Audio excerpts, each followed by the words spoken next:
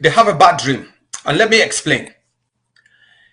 When the Ambazonia Defense Forces took down 4 gendarmes in Agbokem, that was in Manu State, we had the Sisiko came out and apologized to the occupier and the genocidal regime of Yaoundé for the death of their forces. They came out and lambasted Dr. Choayaba, the AGOFC, the ADF, for carrying out such attacks.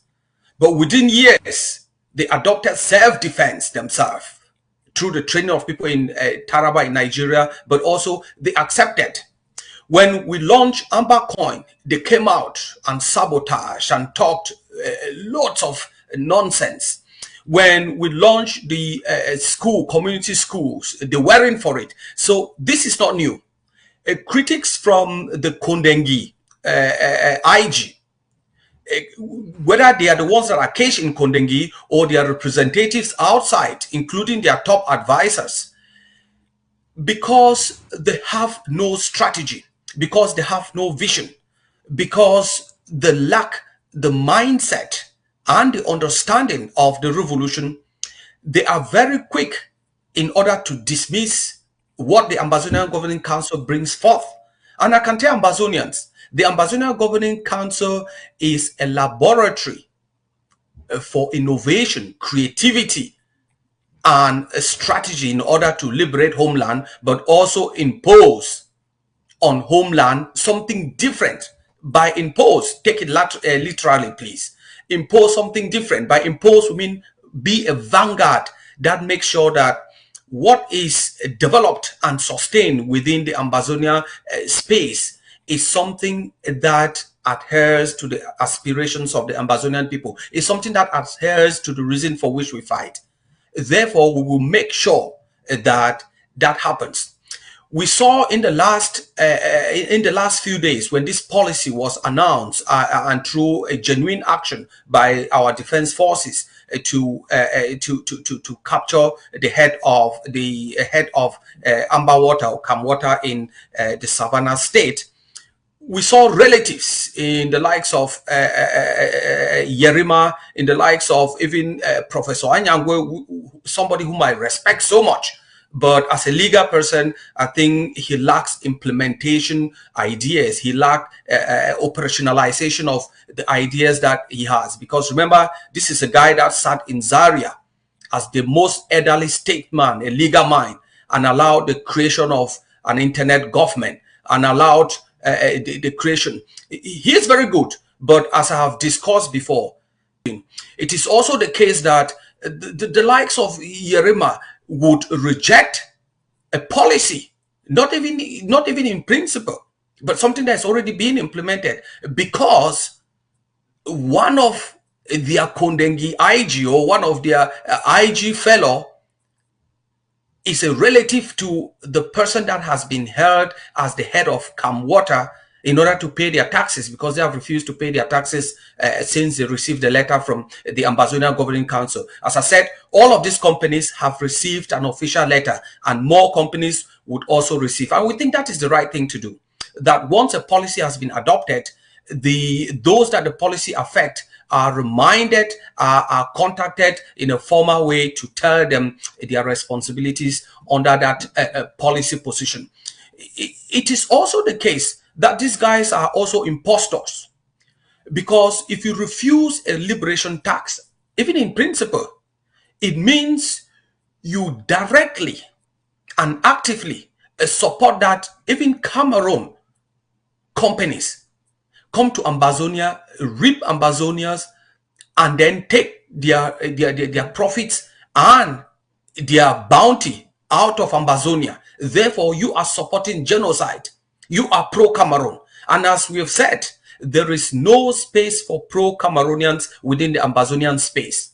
So it's these guys coming out to put communiques without consulting with the Ambazonia Governing Council on the rationale for doing this. It shows you their mindset. It shows you where they belong, that they are on different lanes. But I know from the retreat in Toronto, we agreed to collaborate, or we agreed to stay mute in issues that do not affect you as an organization, because I don't see how this policy, it rather helps them, but I don't see how this policy affects them. And two, I direct this comment, especially to the IGK, that sometimes during a situation that is dynamic, and sometimes when policies are put forth, they are not put forth for Dr. Nyih's mother or father or brother or uncle or auntie to undermine that policy. That a policy designed for Ambazonia must be respected by every Ambazonia. That is what makes Ambazonia Governing Council strong. That any policy decision that is arrived at, even the critics and those that oppose it internally, would fully support it, because majority of the people have agreed that this is the right policy. So the IGK, this statement is for you guys. It's a policy for Ambazonia. You have to. There is no way out. You have to abide by that policy. Yeah.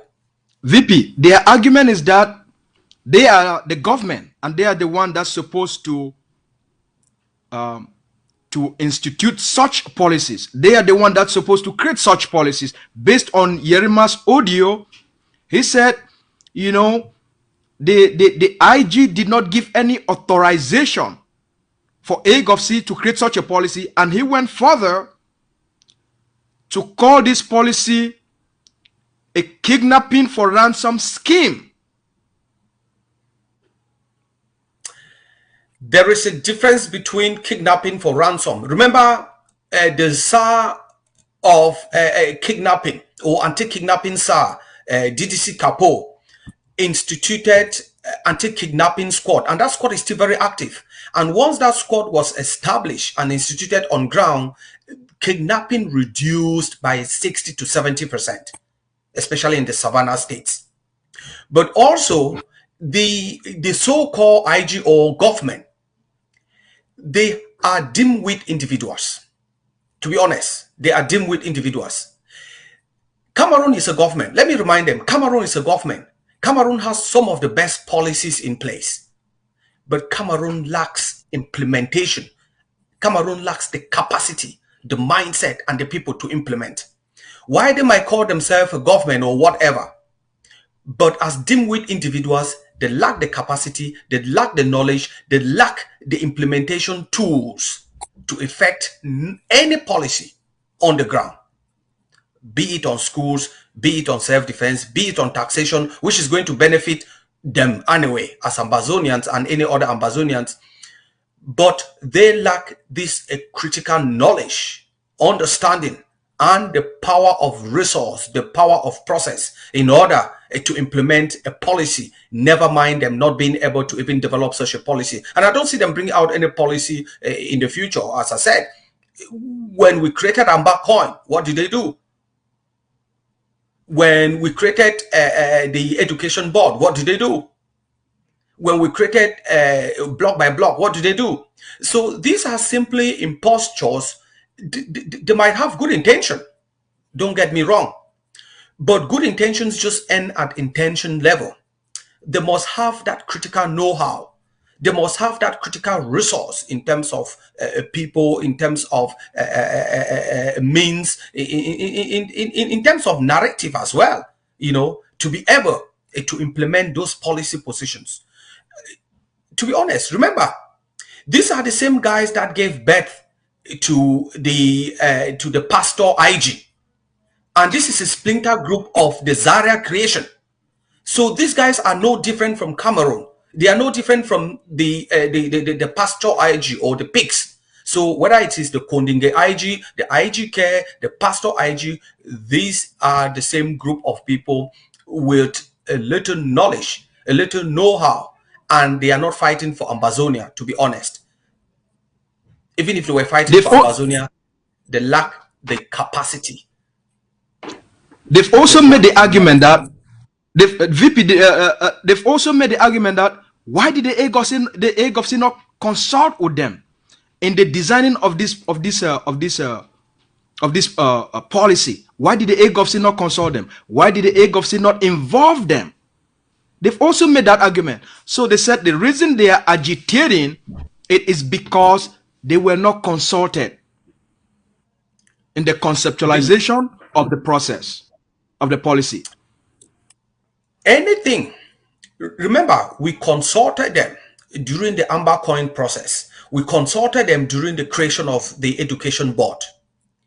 But what has made consultation uneasy, what has made collaboration uneasy, is because they have this mindset of entitlement that they are the government, they are supposed to do it. Whereas that entitlement does not come with the know how or the strategy to do it. Also, it is the case that once everything is done to them, if it's not them, it is not good at all. Whereas for us, any good initiative that pushes the Ambazonian revolution forward, any initiative that punishes Cameroon for its occupation of Ambazonia, any initiative that advances the total independence of Ambazonia, it's welcomed by the Ambazonia Governing Council. They simply want us to consult with them. Whereas we've done that in the past and it hasn't worked because they think they should be in charge of ideas that they didn't create. Remember, if you take an idea that is not of your conceptualization, it will be so difficult for you to implement it. We have consulted them time and again, but we've realized that we are on a different league. It takes them 2 or 3 years to copy what we have enacted. It takes them 2 or 3 years to be able to understand the rationale behind certain policy positions. So we think that this policy is good for Ambazonia. It's going to benefit Ambazonian children going to school. It's going to benefit the Ambazonian people. It's going to provide the public services that Ambazonians need at this time when Cameroon has lost legitimacy. It's going to provide, it's going to fill that gap or that void that is left or that was left by ungovernability. This is a part of the process of rebuilding the regulatory institutions within the Ambazonian space, and it's only going to increase. And I even have bad news for these IGK members. If you collaborate directly or indirectly to enable Cameroon, there will be accountability. There will be accountability in the end for what you did or you didn't do in order to enable colonization. This is a policy position that has been applauded by all Ambazonians. This is a policy position that has been applauded by most of our international partners and even the international community. We saw in the East Timor Revolution, we saw Jonas Savimbi taxing businesses, and it is a national duty to collect taxes, whether it's in the United States, whether it's in North Korea, whether it's in Peru. It is the right of the people to collect taxes for the companies that exploit their resources and their services within their territorial space. Cameroon has legitimacy. Cameroon has lost Ambazonia. Cameroon should leave Ambazonia and allow Ambazonians to govern themselves. And that is what we are doing. We are trying to build institutions in terms of its regulatory, in terms of its normative, but also cohesive institutions, because we are putting all companies on notice. If you haven't received a letter yet, maybe you should contact us so that before your letter comes, you know your tax liability. It is also the case that within all of these multinationals, whether they're Cameroon multinationals, whether they are South African multinationals like MTN, you will have to pay up.